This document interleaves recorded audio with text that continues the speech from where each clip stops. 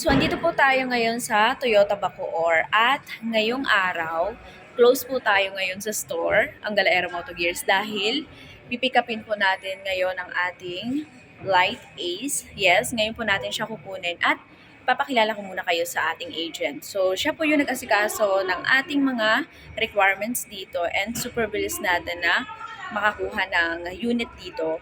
And sakto, nag-iisa na lang yung unit na yun kasi nga nagkakaubusan ng Light Ace. So, mas pinili natin yung Light Ace kasi nga pang business ni Galaera. Kesa naman doon sa, oo, maganda nga yung ibang kotse, pero mas priority ko kasi na pang business kasi marami siyang stock na po pwedeng mailagay sa kanya. So, mamaya makikita ninyo kung anong klase ng van or Light Ace yung first investment ni Galaera. At papakilala ko rin sa inyo si Mama Joy. Siya po yung nag-asikaso ng mga requirements natin dito sa Toyota Bacoor. So, Hi eto si guys! Ma'am Hello! Joy. Hello Joy po. Ayan, tama? Yes, Joy Ian. So, si Ma'am po yung nag-asikaso ng ating requirements para po sa ating Light Ace. So, naubusan tayo nakaraan, Ma'am, no? So, Yes, ma'am. Thank you po. Sobrang kasing sobrang nung panel van kaya mabilis Oo. maubos Ano, ang market. 2024 na yun, tama? 2024 Yes. Toyota Light Ace po, panel van. Thank you, Ma'am. Sige po. Pinareserve ni Ma'am talaga sa atin yung ating Light Ace. Si Ma'am, inaasikaso na ni Ma'am kasi yung busy siya sa natin, sa ating unit. Ilalagay ko na yung contact number, yung Facebook page niya, kung paano niyo siya makontak para makapag-avail po kayo ng kotse sa kanya. Yan, yung mga ating mga unit. Okay, si Ma'am na lang yung mag-aasikaso sa inyo. So, yan guys, nakuha na natin yung ating insurance. Ayan, makikita na natin yung ating bagong Light Ace.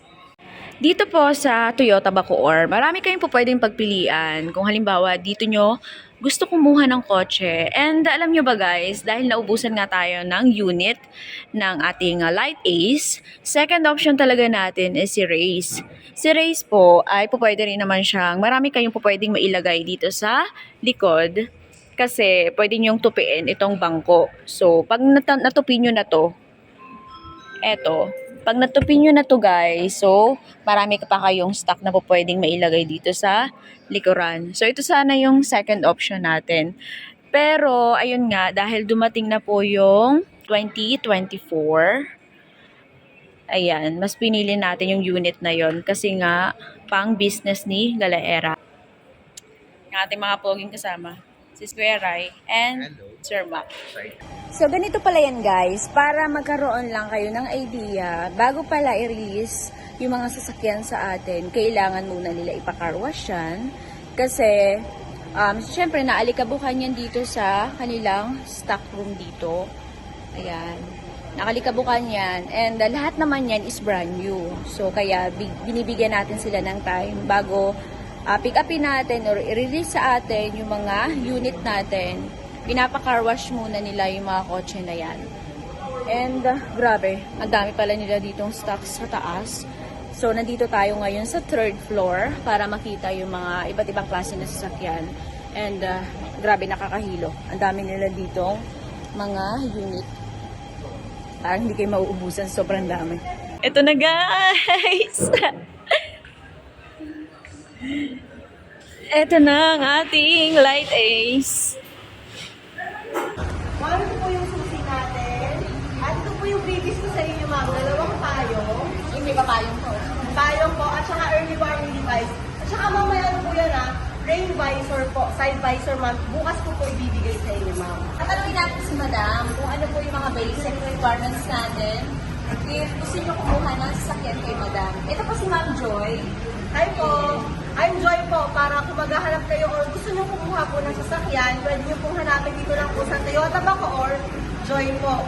Basic needs lang ma'am kung kukuha kayo ng sasakyan po is IDs, pag-employed po, COE lang po, at saka 3 months payslip. Pag business naman po, DTI, IDs, and bank statement lang po.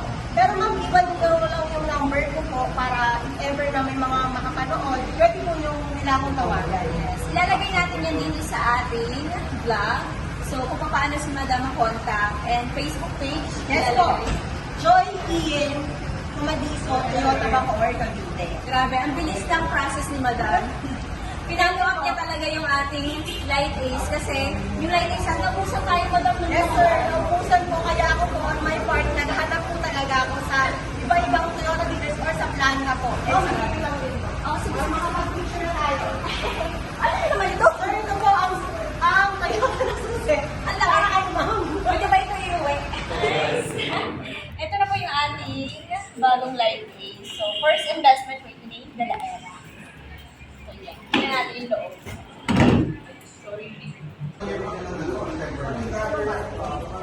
Labi lang. Pwede ba naman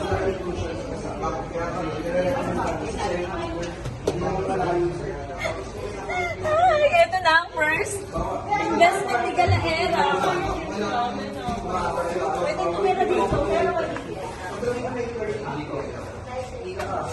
Tingnan natin yung loob ng ating bagong Light Ace. So, kung gusto niyo kumuha ng ganito, perfect na perfect talaga siya sa pang-business kasi mapapansin niyo wala kayong makikitang upuan. Pero kung gusto niyo naman na palagyan siya ng upuan na customize, pwede rin naman siya. And, grabe, the best talaga yung lawak niya. Ang dami yung may lalagay na item dito, guys. So, punta kaya tayo dito sa unahan. Ayan, sir. Ayan, meron siyang isang door lang na makikita kayo dito. And close ban talaga siya. Mapapansin nyo, wala siyang ibang bintana. Kundi sa likod, may bintana yan sa likod. Then, dito naman sa harapan, ang lawak din ng loob. Pinatinted na natin to, sir, no? Pinatinted na natin siya para, oo. Then, eto, ayan, meron siyang lagayan ng coffee or water, kung gusto nyo maglagay dito. So, ayan yung interior niya, guys. And, grabe, the best to. Ang ganda. Ay, wala po Sa kanto din po. At ka rin sir. Bye-bye.